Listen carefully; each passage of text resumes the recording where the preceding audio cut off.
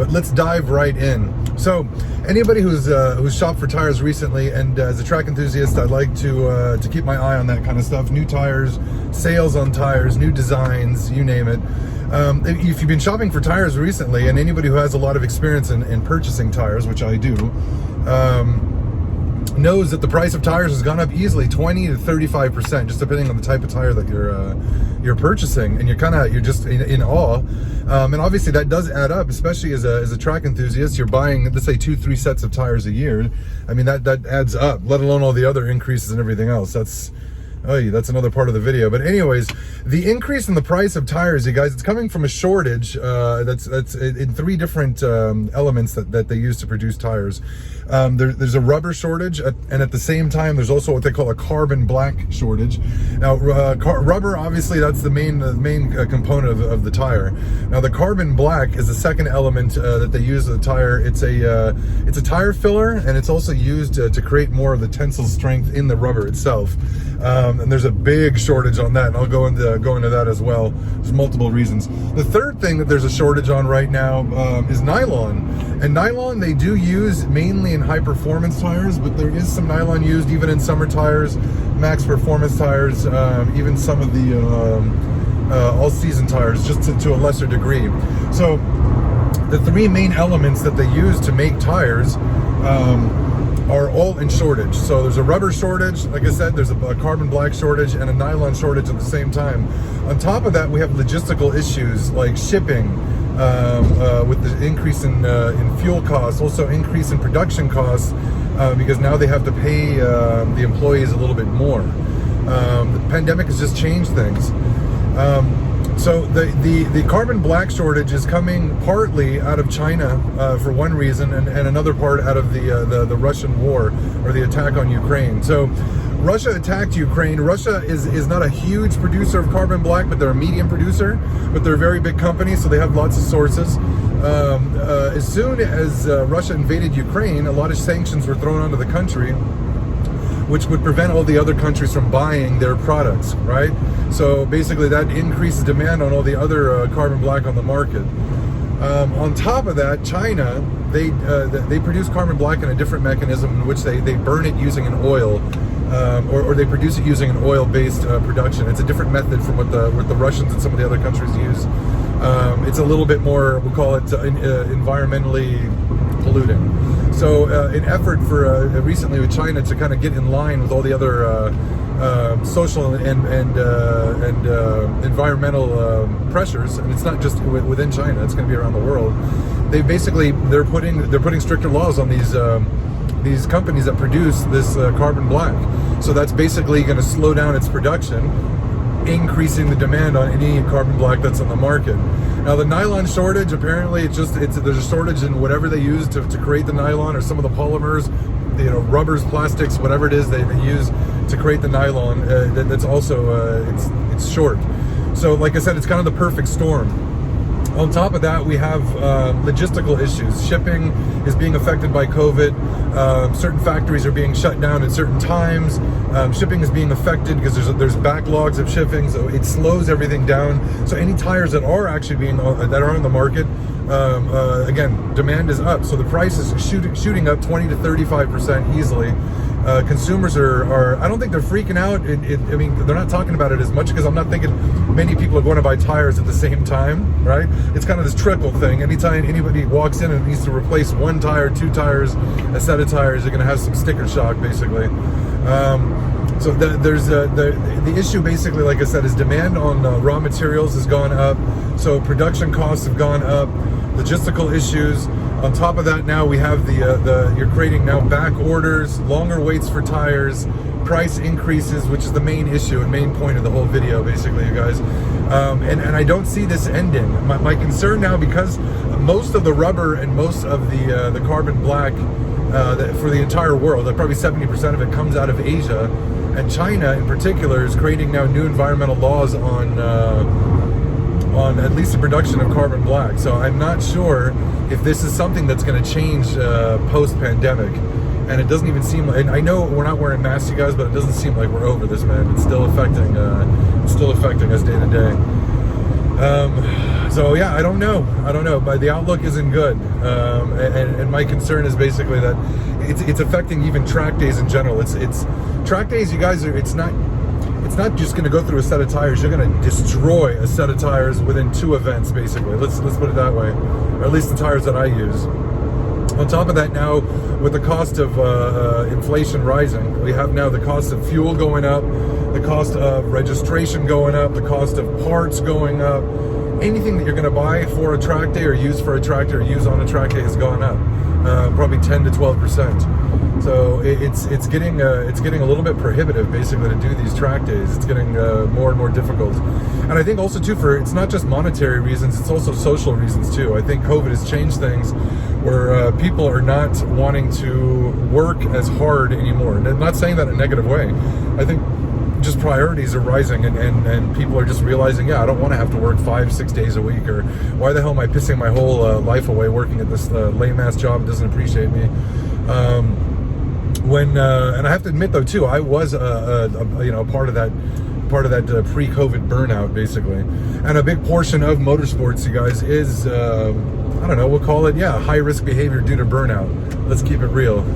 So I know it's funny, is most of the people that I meet at the track are either business owners, or they're in the medical field, or they have high stress jobs, I'll be honest with you. Also too, let's keep it real. I mean, to do this kind of sport, or be involved in this kind of sport, there's money involved. It's not usually going to be for the guy who works at McDonald's for the most part. So I don't know, man. I feel like the whole track environment is changing. The cost of fuel, if you think about it, when some of these track days, or one of the track days I was mentioning to somebody just recently, telling a story, I was at a track day at Thermal Club a couple of years ago, and we'd all gotten off track in about 20 minutes basically, and in that 20 to 25 minutes you're draining your tank. You're down 75 to 80% of your tank, which right now would cost about $90 to fill. So you're going through, let's say, $75 in about 20 minutes. So that gets expensive really quick. But anyways, the story is we're all filling up at this gas station. It was a private gas station at the Thermal Club. It's completely silent, and this gentleman with an English accent, it was kind of funny, in a McLaren in front of me. It was a nice, beautiful orange McLaren, what is it, one of those MP12 dash, whatever the hell it was. But anyways, with his thick English accent, he goes, isn't it interesting that we're filling our gas tanks every probably 40 minutes realistically, and that the credit cards haven't shut us down yet. So I thought that was really funny. But the bottom line is, it's getting more expensive to do track days. Hotel registrations are getting more expensive. Track day registrations are going up a little bit because fewer people are doing track days, because the cost of fuel, the cost of tires, the cost of parts have gone up. So track days are yeah, man, they're getting more expensive, and it's sad to say. It's kind of frustrating to say. I mean, I'm sitting with a ZL1 1LE in the garage right now, but it's getting so expensive to daily the car that I've started dailying my Acura RL. I did a calculation, and I don't want my wife to hear this, but I did a calculation. Realistically, what I spend, let's say $1,900 per set, and then you have to mount them. So let's say $2,000 a set on Ruby's tires, which will usually take me, I don't know, let's say 3 to 7,000, depending on what type of tire I put on the car. It would cost me $27,000 to travel the same distance that is the same tires that I put on this Acura RL, which are $540 would cost. So yeah, you have to take that into account. And it goes back to the whole social changes that I was talking about after the pandemic.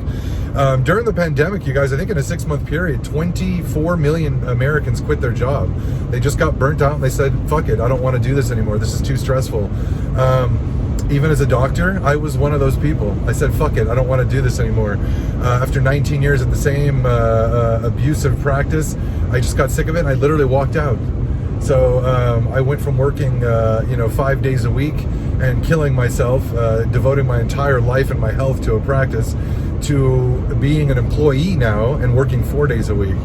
So that's why the track days have decreased. I'm not willing to piss away the kind of money that I was before. to go out and to relieve that insane stress that's not there as much anymore. Now, it's still something I love and I'm very passionate about, and I think I'd like to feel that I'm relatively good at, but I can't burn away, you know, let's say, I don't know, 10, 12 grand a year, 8 to 12 grand a year on tires, registrations, hotel, travel, let alone the days off, right, from your practice, which, you know, that'll cost you some money. I think just the slower pace of things, that kind of things, just caused me to kind of reflect and kind of look at things differently, and just slow down things just a little bit, at least for now. But my concern, going back to the environmental laws in China, is that I don't think that these laws are going to change anytime soon, especially, albeit that going forward, that the environment isn't getting any better. Global warming is only getting worse. Inflation is here to stay. Things don't get cheaper as they go up. You know what I mean? We don't get a rebate or a discount. You know, in a year they go, oh, inflation was real bad. It just went up real quick there, and it shot back down. No. It rises constantly, but we just got the largest jump in 40 years in a matter of a year. So it's kind of disturbing.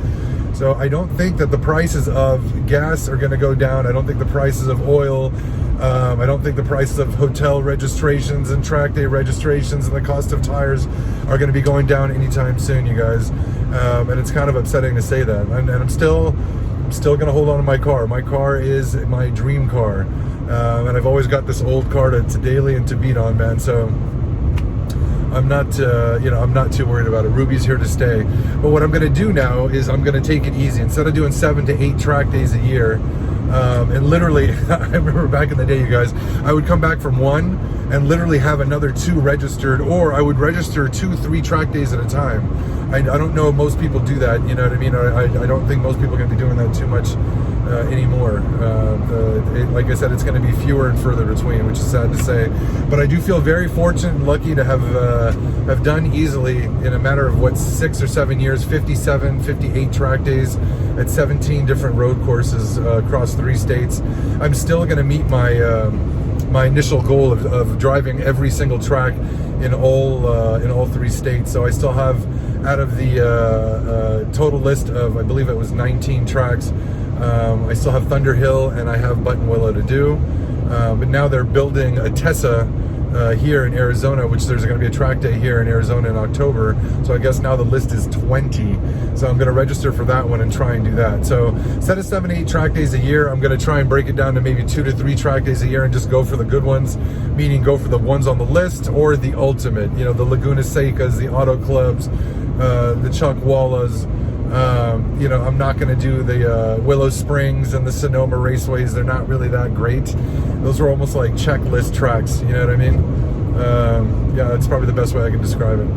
So anyways, you guys, I hope you guys enjoyed some of this information, and maybe it just kind of sheds a little light as to why the price of tires have gone through the roof, man, over the last 2 years. Not even last 2 years, last year. And with the situation in Ukraine and the sanctions on Russia, I don't think that the issue with the carbon black is going to get any better. Especially, like I said, more now that we're leaning more on China, and China's got the new environmental laws. So who knows? Who knows? Maybe Putin will succumb to this whatever colon cancer or stomach cancer that he has. And you know, things will change in Russia. But like I said, with the economy and the prices of things, you guys think the prices don't go down, prices only go up. So it's sad, because I could still remember when I was tracking over the last few years, even with my ZL1, the non-WENLE, a set of tires was $11.80, and those were for the 20-inch, the 285, 305 combos. And then I would look up the 1LE setup with the same ones, even for Ruby, would be 13. And then if you got the R comps, the Supercar 3Rs, the tire would be like the price would be $14.80. So $14.80 now is $18.80. And it's funny, because now even the Goodyear Eagle 3 or Supercar Eagle 3, the ZL1 tires for the ZL1, and now they come in the 1LE sizes. Those used to be a very inexpensive tire, and you're thinking, oh, it's American made, they're made here in the States, they're Goodyear, they're cheap, you know what I mean? They were $1,100, and you could get like a $700 discount, or a rebate on them. Now the tire is straight up as much as the R comp. It's a $1,780 tire. It's insane.